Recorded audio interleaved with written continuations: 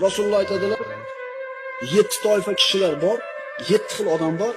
Alloh taolo mana shu kishilarni hech qanday soya bo'lmaydigan kunda o'zining soyasi bilan yoki arshning soyasi bilan soyalantiradi. Odil boshliq.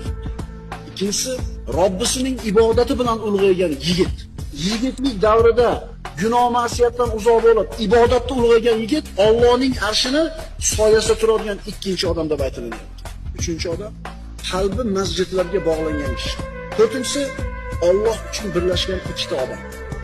Alloh uchun bir-birini do'st tutgan, Alloh uchun birlashgan va Alloh uchun ajrashadi. Keyingisi, chiroyli bir ayol zinoga taklif qilgan paytda men Allohdan qo'rqaman deb o'zini tiygan erkak. Keyingisi, sadaqa qilgan odamki, mahfiy qilgan, chop qo'li qilgan sadaqasini o'ng qo'liga bildirmaydi. Keyingisi, yolg'iz qolganda Allohni eslab ko'zidan yosh oqqan kishi.